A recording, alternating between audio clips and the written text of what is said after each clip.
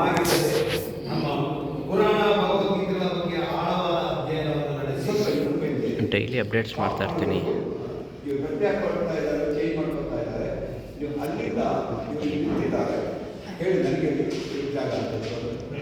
ಹಾಗಿದ್ದರೆ ನಿಮ್ದೆ ನಮ್ಮ ಪುರಾಣ ಭಗವದ್ಗೀತೆಗಳ ಬಗ್ಗೆ ಆಳವಾದ ಅಧ್ಯಯನವನ್ನು ನಡೆಸಿ ಅಪಾರವಾದ ಜ್ಞಾನವನ್ನು ಹೊಂದಿರುವ ಶ್ರೀಯುತ ವೇದವ್ಯಾಸ ಮಿಶ್ರ ಅವರನ್ನು ಸಾಕ್ಷಿಯಾಗಿ ಕರೆತರಲು ಕೋರ್ಟ್ ಅನುಮತಿ ಕೇಳುತ್ತೇನೆ.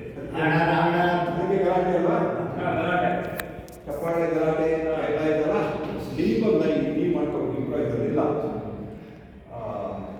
ಅವ್ರು ಕೇಳಿದ ತಕ್ಷಣ ನಾನು ದಿಸ್ ಇಸ್ ಅನ್ಎಕ್ಸೆಪ್ಟಬಲ್ ಈಗ ಬರ್ತಾರೆ. ಎಲ್ಲ ಅವ್ರು ಮಾತಾಡಬೇಕು ಅಂತ ಹೋಗ್ಬಿಟ್ಟು ಹಾಗಾಗ್ತಾರೆ. ಅದೊಂದು ರೆಡಿಯಾಗಿದೆ. ಆಮೇಲೆ ನಿಮ್ಮ ನಾನು ನೀವು ಒಪ್ಪಿದವ್ರಿಂದ ಮುಂದೆ ಬಂದು ಹೇಳ್ಬಿಟ್ಟು ಆಮೇಲೆ ಓಕೆ. ಪುರಾಣ ಭಗವದ್ಗೀತೆಗಳ ಸಾಕ್ಷಿಯನ್ನು ಈ ಕೋರ್ಟ್ ಸ್ವೀಕರಿಸುತ್ತದೆ. ಪ್ರಾಸಿಕ್ಯೂಷನ್ ಪರ ವಕೀಲರು ಏನು ಹೇಳ್ತೀರಿ? ಮೈ ಲಾರ್ಡ್, ಪ್ರತಿವಾದಿ ಪರ ವಕೀಲರು ನಮ್ಮ ಪರವಾಗಿ ವಾದ ಮಂಡಿಸುತ್ತಾದ್ರೆ ಅದಕ್ಕೆ ನಮ್ಮ ಅಭ್ಯರ್ಥಿಗಳಿಲ್ಲ. ಹಾಗಿದ್ದರೆ ಅಲ್ಲ ಬಾ, ನೀವು ಮುನ್ಕೊಂಡು ಲೈಫ್ ತಗೋ. ಏನು ನಾವು ಹೆಂಗಿದ್ರು ಅವ್ರಿಗೇನು ವೇಟ್ ಮಾಡೋಂಗಿಲ್ಲ. ಲೈನಿಗೆ ಕ್ಯಾರಿ ಇಟ್ಕೊಟ್ರೆ ಆಯ್ತು.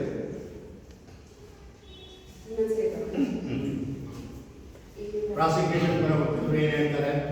ಮೈ ಲಾರ್ಡ್, ಪ್ರತಿವಾದಿ ಪರ ವಕೀಲರು ನಮ್ಮ ಪರವಾಗಿ ಮೇಡಮ್ ಕೀರ್ತಿ ಮಾಡಿ ನಿಮಗೆ ಪ್ರಾಕ್ಟೀಸ್ ಆಗುತ್ತೆ. ಯಾವ ಟೈಮ್ ಹೇಳ್ಬೇಕು, ಯಾವ ಟೈಮ್ ಎಲ್ಲಿವರೆಗೂ ಬರಬೇಕು ಪ್ರಾಕ್ಟೀಸ್ ಮಾಡಿ.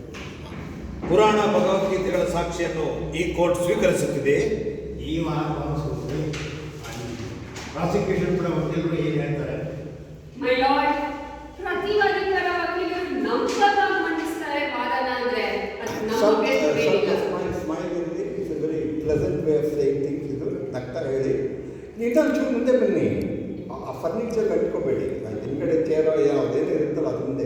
ಅದು ದಟ್ಸ್ ಪೊಸಿಷನ್. ಓಕೆ. ಸೊ ಇಲ್ಲಿಂದ ಇಲ್ಲಿ ಡಯಾಗ್ರಾಮಿಗೆ ಬರ್ತೀರಾ. ಓಕೆ. ಓಕೆ. ಪ್ರತಿವಾದಿ ಪರ ವಕೀಲರು ನಮ್ಮ ಪರವಾಗಿ ವಾದ ಮಂಡಿಸುವುದಾದ್ರೆ ಅದಕ್ಕೆ ನಮ್ಮ ಅಭ್ಯಂತರವೇನಿಲ್ಲ. ಹಾಗಿದ್ದರೆ ಇಲ್ಲ, ನಿಮ್ಗೆ ಯಾಕೆ ಈಗ ಚಪ್ಪ ಹೊಡಿತಾರೆ? ನಿಮಗೆ ಗೊತ್ತು ಯಾರು ಹೆಸರೇಳಿಲ್ಲ ಅವರು. ಈಗ ಹೆಸರು ಹೇಳ್ತಾರಲ್ಲ ಆವಾಗ ಆಗ ಚಪ್ಪಾಳೆ ಹೊಡೀರಿ, ವಿಷಲ್ ಹೊಡೀರಿ ಹಾರ ಹಾಕೊಂಡು ಹಾರ ಹಾಕಿ ಆರ್ಡರ್ ಅಂತಾರೆ ಸೈಲೆಂಟ್. ನೆಕ್ಸ್ಟ್ ಅವ್ರ ಮಾತು ನೀವು ವಾಪಸ್ ಕೂತಿರ್ತೀರಾ, ನೀವು ಅಲ್ಲಿ ವಾಪಸ್ ಹೋಗಿ ನಿಮ್ಮದು ದಿಸ್ ಇಸ್ ಅನ್ಅಕ್ಸೆಪ್ಟಬಲ್. ಯಾವಾಗ ಇವ್ರು ಹೇಳಿದ ತಕ್ಷಣ ವೇದವ್ಯಾಸ ಅವರನ್ನ ನನ್ನ ಕಥೆಗಳಿಗೆ ಕರೆಯಲು ಇಷ್ಟಪಡ್ತೇನೆ ಅಂತ ನಾವು ದಿಸ್ ಇಸ್ ಅನ್ಅಕ್ಸೆಪ್ಟಬಲ್ ಅಂತ ನೀವು ಡಿಸ್ಮಿಸ್ ಮಾಡ್ತೀರ. ಅಲ್ಲಿ ಚಪ್ಪಾಳೆ ಹಾಗೆ 50%. ಪುರಾಣಗಳ ಸಾಕ್ಷಿಯನ್ನು ಈ ಕೋರ್ಟ್ ಸ್ವೀಕರಿಸುತ್ತಿದೆ. ಪ್ರಾಸಿಕ್ಯೂಷನ್ ಪರ ವಕೀಲರು ಏನು ಹೇಳ್ತೀರಿ? ಮೈ ಲಾರ್ಡ್, ಪ್ರತಿವಾದಿ ಪರ ವಕೀಲರು ನಮ್ಮ ಪರವಾಗಿ ವಾದ ಮಂಡಿಸುತ್ತಾದ್ರೆ ಅದಕ್ಕೆ ನಮ್ಮ ಅಭ್ಯಂತರವೇನಿಲ್ಲ. ಹಾಗಿದ್ದರೆ ನಮ್ಮ ಪುರಾಣ ಭಗವದ್ಗೀತೆಗಳ ಬಗ್ಗೆ ಆಳವಾದ ಅಧ್ಯಯನವನ್ನು ನಡೆಸಿ ಅಪಾರವಾದ ಜ್ಞಾನವನ್ನು ಹೊಂದಿರುವ ನನ್ನ ಕಡೆ ಈಗ ಕೈ ನೋಡಿ ಮೇಲಿಗೆ ಅದೇ ಓವರ್ ದ ಶೋಲ್ಡರ್ ಹೋಗೋ ಕೈ. ಶ್ರೀಯುತ ವೇದವ್ಯಾಸ ಮಿಶ್ರ ಅವರನ್ನು ಸಾಕ್ಷಿಯಾಗಿ ಪರಿಗಣಿಸಲು ಕೋರ್ಟ್ನ ಅದಕ್ಕೆ ನಿಮಗೆಲ್ಲ ನಿನಗೆ ನಾನು ಹೇಳಿದ್ದೀನಿ ಕಣೋ, ನಾಟಕದಲ್ಲೇ ಲೈಫ್ ಬಂದಲ್ಲಿ ನೀವು ಬರಬೇಕು. ನಾನು ಹೇಳಿದ್ದೀನಿ ಬಿಟ್ಟು ಒಂದು ಮುಂಚೆ ಬಟ್ ಅಲ್ಲಿ ಮತ್ತೆ ವೇಟ್ ಮಾಡಬಾರ್ದು. ಅದು ಫಾಸ್ಟ್ ಆಗಬೇಕು. ಈಗ ಅಲ್ಲಿ ನಿಧಾನ ಆಗಬೇಕು, ಕಷ್ಟ.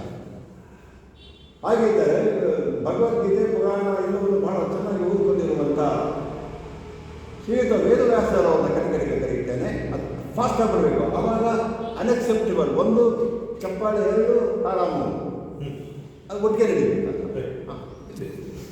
ಹಾಗಿದ್ದರೆ ನಮ್ಮ ಪುರಾಣ ಭಗವದ್ಗೀತೆಗಳ ಬಗ್ಗೆ ಆಳವಾದ ಅಧ್ಯಯನವನ್ನು ನಡೆಸಿ ಅಪಾರವಾದ ಜ್ಞಾನವನ್ನು ಹೊಂದಿರುವ ಶ್ರೀಯುತ ವೇದವ್ಯಾಸ ಮಿಶ್ರ ಅವರನ್ನು ಸಾಕ್ಷಿಯಾಗಿ ಪರಿಗಣಿಸಲು ಕೋರ್ಟ್ನ ಅನುಮತಿ ಕೋರುತ್ತೇನೆ. My lord, this is unacceptable. ಹೋಯ್ತು ಜಿಂಕೆ ಥರ ಹೋಗ್ಬೇಕು. ಹೋಗು ಎಡಕಾರ ಹಾಕೊಂಡು ಓಡ್ ಬರ್ಬೇಕು. ಅಲ್ಲಿಂದ ಇರ್ಬೇಕು ನೀವು. ಆಮೇಲೆ ಅಲ್ಲಿ ವೇದವ್ಯಾಸ ಮಿಶ್ರರನ್ನ ನಾನು ಸಾಕ್ಷಿಯಾಗಿ ಕರೀತೇನೆ ಅಂತ ಹೇಳಿಬಿಟ್ಟು ನಮ್ಮ ಕಡೆ ತಿರುಗಿ ಸ್ಮೈಲ್ ಕೊಡಿ, ನಾವು ಸಿ ದಿ ಗೇಮ್ ಅಂತ.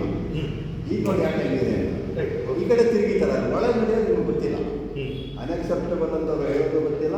ಅವ್ನು ಗೋಲ್ಡ್ ಬಂದು ಹಾರ ಹಾಕ್ಬೋದು, ಅವ್ನು ಗೋಲ್ಡ್ ಬಂದು ಹಾರ ಹಾಕಿ ಹೊರಗುವೆ ಆ ವಿಷಯ ಚಪ್ಪಾಡಿ ನಡೀತಾ ಇರ್ಬೇಕು ಹೊರಗಡೆ. ಓಕೆ, ಭಾಳ ಕ್ವಿಕ್ಕಾಗಿ ಸ್ಪ್ಲಿಟ್ ಸೆಕೆಂಡಲ್ಲಿ ಆಗಬೇಕು. ಹಾಗಿದ್ದರೆ ನಮ್ಮ ಪುರಾಣ ಭಗವದ್ಗೀತೆಗಳ ಬಗ್ಗೆ ಆಳವಾದ ಅಧ್ಯಯನವನ್ನು ನಡೆಸಿ ಅಪಾರವಾದ ಜ್ಞಾನವನ್ನು ಹೊಂದಿರುವ ನಮ್ಮ ಸ್ನೇಹಿತ ಶ್ರೀಯುತ ವೇದವ್ಯಾಸ ಮಿಶ್ರಾ ಅವರನ್ನು ಸಾಕ್ಷಿಯಾಗಿ ಪರಿಗಣಿಸಲು ಕೋರ್ಟ್ನ ಅನುಮತಿ ಕೇಳುತ್ತೇನೆ. My lord, this is unacceptable. ಓಡಿ ಮತ್ತೆ ಮಾಡ್ತಿದ್ದಾರೆ. ಇದು ವಿಚಿತ್ರವಾಗಿದೆ. ನಾನು ಕೂತ್ಕೊಂಡು ಎಲ್ಲ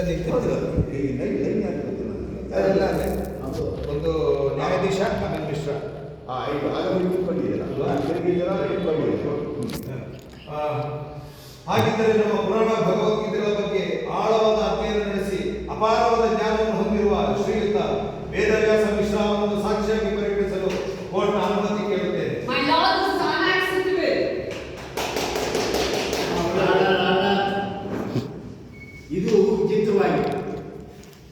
ಸರ್ಕಾರದ ಪರ ವಾದ ಮಾಡೋ ಅಡ್ವೊಕೇಟ್ ಅವರನ್ನೇ ಸಾಕ್ಷಿಯಾಗಿ ಕಟಕಟೆಯಲ್ಲಿ ನಿಲ್ಲಿಸೋದನ್ನ ಹೇಗೆ ಒಪ್ಕೊಳ್ಳೋದಕ್ಕೆ ಸಾಧ್ಯ? ಓಕೆ, ಒಂದು ಸೆಕೆಂಡ್. ಈ ಲೈವ್ ಆಗ್ಬೋದಲ್ಲ, ನಿಮ್ಮ ಕೆಲಸ ಮುಗಿಸ್ಕೊಂಡು ಅಲ್ಲಿಂದ ಮುಂದಕ್ಕೆ ಬನ್ನಿ, ನಿಧಾನಕ್ಕೆ ಮುಂದೆ ಬನ್ನಿ. ಅವ್ರು ಮಾತಾಡ್ತಾ ಇದ್ದಾರೆ, ನಿಮ್ಗೆ ಯಾವ್ದು ಅಲ್ಲಿ ಬನ್ನಿ, ಆರಕ್ಕೆ ಕೈಲಿಟ್ಕೊಳ್ಳಿ, ಇದನ್ನು ತೆಗೆದು ಕೈಲಿಟ್ಕೊಳ್ಳಿ, ನಿಮ್ಮ ಮಾತು ಮುಂದುವರಿಸಿ. ಒಂದು ವೇಳೆ ನಾನು ಇದನ್ನು ಅಂತ ಆಚೆ ಒಪ್ಪಿಕೊಂಡರೆ ಲಾಭ ಇದೆ, ಎರಡು. ಅದಕ್ಕೆ ಹಾರನ ಬಿಡ್ತೀವಿ. ಅಲ್ಲ, ಹಾರ ತೆಗೆದುಬಿಡಿ, ಅದು ಇಟ್ಬಿಡಿ, ಟೇಬಲ್ ಕುರ್ಚಿ ಮೇಲೆ ಇಟ್ಬಿಟ್ಟು ಬನ್ನಿ. ಹಾಂ, ಕೊಡಿ. ಇದು ವಿಚಿತ್ರವಾಗಿದೆ. ವಾದ ಮಾಡೋ ವಕೀಲರನ್ನೇ ಸಾಕ್ಷಿಯಾಗಿ ಕಟಕಟೆಯಲ್ಲಿ ನಿಲ್ಲಿಸೋದನ್ನ ಹೇಗೆ ಒಪ್ಕೊಳ್ಳೋದಕ್ಕೆ ಸಾಧ್ಯ? ಸರ್ಕಾರದ ಪದ ವಕೀಲರು ಏನು ಹೇಳ್ತಾರೆ ಇದಕ್ಕೆ? ಅಲ್ಲ, ಅವರಿಗೆ ತಿರುಗಿ ಕೇಳ್ತಾ ಇದ್ದೀರಾ? ಅವ್ರೇನು ಹೇಳ್ಬೇಕೀಗ? ಸರ್ಕಾರ ಇದು ವಿಚಿತ್ರವಾಗಿದೆ. ಸರ್ಕಾರದ ಪರ ವಾದ ಮಾಡುವ ಬರುವ ಅಡ್ವೊಕೇಟನ್ನೇ ಸಾಕ್ಷಿಯಾಗಿ ಕಟಕಟೆಯಲ್ಲಿ ನಿಲ್ಲಿಸೋದಕ್ಕೆ ಹೇಗೆ ಸಾಧ್ಯ? ಸರ್ಕಾರದ ಪರ ವಕೀಲರು ಏನು ಹೇಳ್ತಾರೆ? ಲೈಟ್ ಕಟ್ ಮಾಡಿ, ನೀವೇನು ಹೇಳ್ತೀರ ಅಂತ ಕೇಳಿ. ಲೈಟ್ ಕಟ್ ಮಾಡಿ, ಸರ್ಕಾರದ ಪರ ವಕೀಲರು ಬೇಡ, ಇವನ್ನ ಕೇಳಿ. ಇದು ವಿಚಿತ್ರವಾಗಿದೆ.